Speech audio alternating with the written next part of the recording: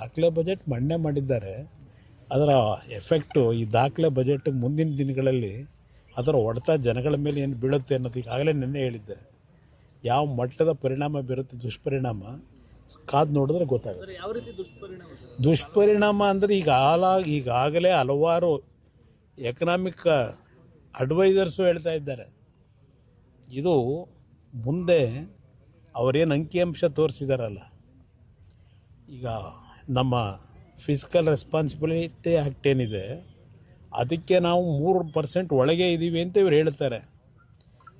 ಕಳೆದ ವಾರ ಇದೇ ರಿಸರ್ವ್ ಬ್ಯಾಂಕ್ನಿಂದ ಕೊಟ್ಟಂಥ ವರದಿ ಪ್ರಕಾರ GDP ಗ್ರೋತ್ ಏನಿದೆ 25% ಒಳಗಿರಬೇಕಲ್ಲ, GDP ಗ್ರೋತ್ನ 25% ಒಳಗೆ ಇವತ್ತು ಅದು ಮೀರಿದೆ. ಬಟ್ ಇವ್ರ ಅಂಕಿಅಂಶದಲ್ಲಿ ಮರೆಮಾಚಿರ್ತಕ್ಕಂಥದ್ದೇನಿದೆ ಇದರ ಎಫೆಕ್ಟ್ಗಳು ಮುಂದಿನ ದಿನಗಳಲ್ಲಿ ಪ್ರಾರಂಭ ಆಗುತ್ತೆ. ಇಲ್ಲಿ ಕಳೆದ ವರ್ಷವೇ ಕ್ಯಾಪಿಟಲ್ನ ಅಸೆಟ್ನ ಕ್ರಿಯೇಟ್ ಮಾಡಲಿಕ್ಕೆ 73,000 ಕೋಟಿ ಇಟ್ಟಿದ್ದರು.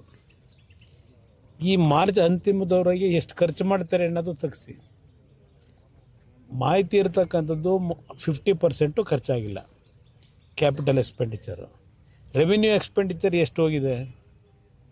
ಈ ವರ್ಷ ಮತ್ತೆ 74,000 ಕೋಟಿನೋ 78,000 ಕೋಟಿನೋ ಇಟ್ಟಿದ್ದಾರೆ ಕ್ಯಾಪಿಟಲ್ ಎಕ್ಸ್ಪೆಂಡಿಚರಿಗೆ. ಯಾವ ಗ್ಯಾರಂಟಿ ಇವರು ಖರ್ಚು ಮಾಡ್ತಕ್ಕಂಥದ್ದು ದುಡ್ಡೆಲ್ಲಿಂದ ತರ್ತಾರೆ? ಕೊರತೆ ಇದೆ. ಮಾತೆತ್ತಿದ್ರೆ ಕೇಂದ್ರ ಸರ್ಕಾರದ ಮೇಲೆ ಟೀಕೆ ಮಾಡೋದು ಹೊರತುಪಡಿಸಿ ಇವರ ಶ್ರಮ ಏನಿದೆ ಅನ್ನೋದು ನನಗೆ ಗೊತ್ತಿಲ್ಲ. ನನಗೆ ಈ ಸರ್ಕಾರಕ್ಕೆ ಇವತ್ತು ಎಲ್ಲ ರಂಗದಲ್ಲೂ ಫೇಲ್ಯೂರ್ ಆಗಿದ್ದಾರೆ. ಇಲ್ಲಿ ಪುಸ್ತಕದಲ್ಲಿ ಏನು ಓದಿದ್ದಾರೆ, ಹಲವಾರು ಯೋಜನೆಗಳು ಹಿಂದೆ ಈಗಾಗಲೇ ಪ್ರಾರಂಭ ಆಗಿ ಹಲವಾರು ಹಿಂದಿನ ಸರ್ಕಾರಗಳಲ್ಲೇ ತೀರ್ಮಾನ ಆದಂಥವನ್ನೇ ಓದಿದ್ದಾರೆ.